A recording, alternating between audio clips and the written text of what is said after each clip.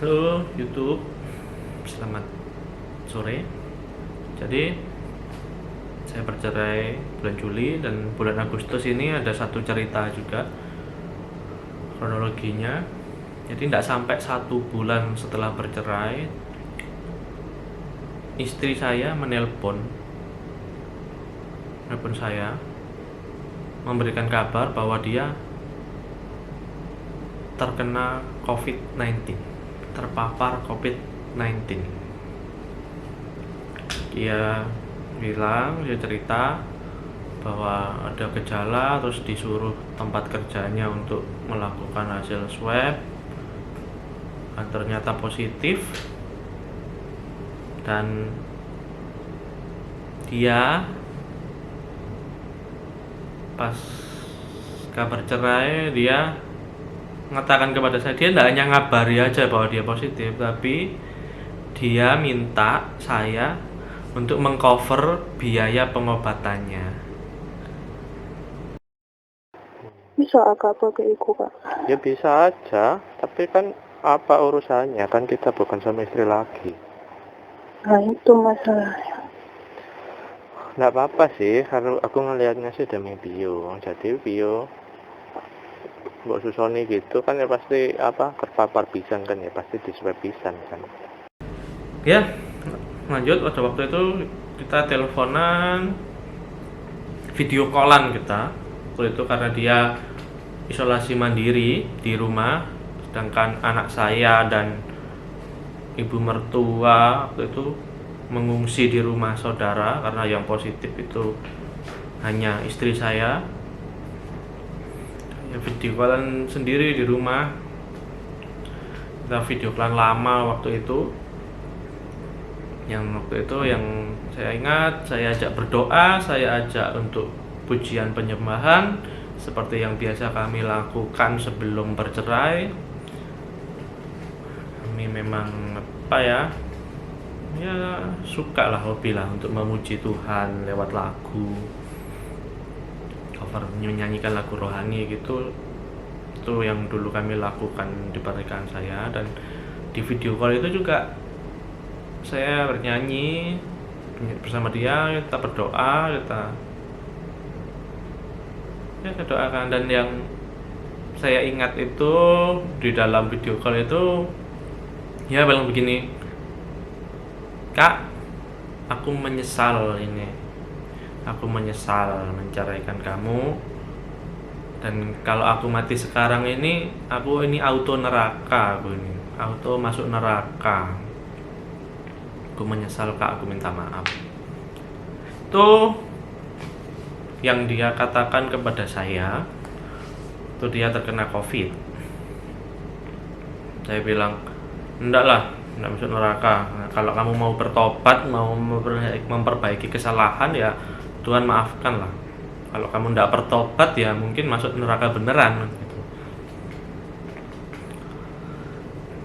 Saya bilang gitu waktu itu. Dan singkat cerita, tentang biaya COVID ini saya sudah koordinasikan dengan tempat kerja saya, dengan dokter di tempat kerja saya untuk menangani, mengcover perawatan istri saya ini, dirawat di mana. Sudah saya kasih kontaknya, dia bisa kontak sendiri. Dan dia ngabari saya juga untuk sudah ada kontak dengan kedokteran dari tempat saya bekerja. Dan entah bagaimana dia tidak jadi untuk dirawat lewat asuransi perusahaan tempat saya bekerja.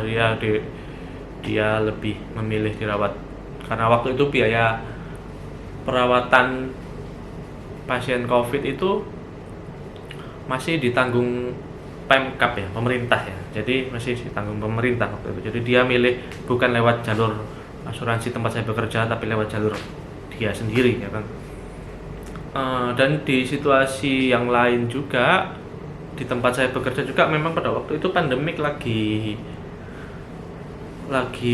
tinggi-tingginya ya kan ya, lagi tinggi-tingginya orang terjangkit gitu. Tempat saya juga diberlakukan peraturan-peraturan tertentu yang ada salah satu rekan kerja saya itu yang tidak terkena COVID tapi dia dilindungi oleh perusahaan saya untuk dipekerjakan dari rumah ya, work from home istilahnya ya. Jadi selama dia kerja di rumah, situasi yang kosong itu saya yang diminta untuk overtime gitu ya. Ya jadi saya lemburan saya banyak, overtime saya banyak,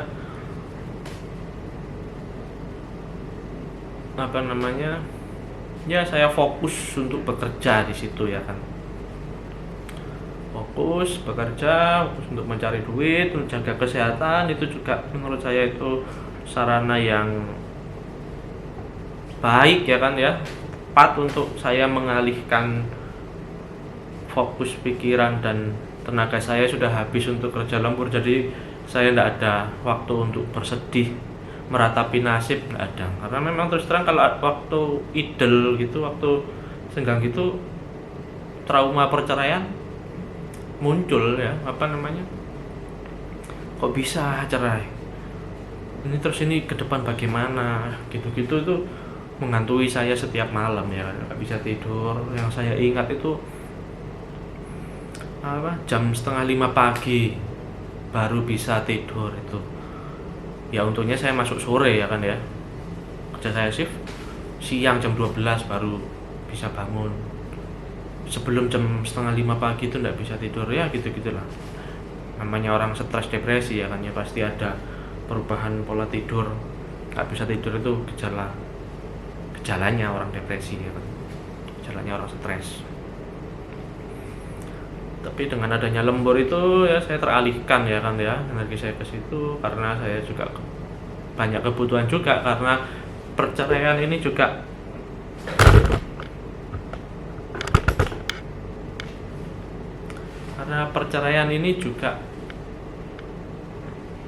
banyak meninggalkan masalah gitu ya, terutama juga masalah keuangan. Kenapa keuangan? Karena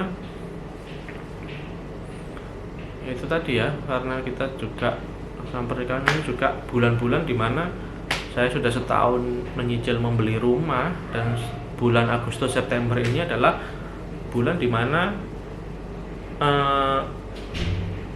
bulan untuk membayar BPHTP beli rumah ya kan, bayar biaya akad KPR ya kan ya, yang membutuhkan biaya banyak. Dan terus terang saya nggak tahu harus gimana, karena pernikahan itu joint income, gaji istri dan suami digabung, dan setelah bercerai otomatis tidak digabung.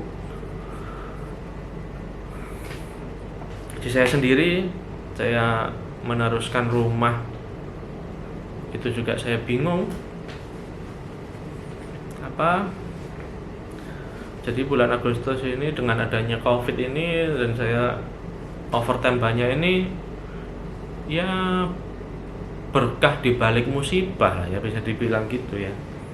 Saya ada tambahan penghasilan untuk menutup kekurangan biaya yang harus saya capai ini, karena bulan ke depan 2 bulan lagi ini adalah bulan dimana saya harus kalau saya melanjutkan membeli rumah itu biaya akad KPR-nya itu harus dilunasi gitu ya kan. Dimana perhitungannya yang dari awal dihitung dengan gaji 2 orang, yang tiba-tiba di tengah jalan hanya 1 orang, otomatis saya kewalahan ya harus memutar otak, ya gimana caranya mutar strategi, memutar perhitungan lagi, dan dengan bank juga, kepercayaan bank juga kan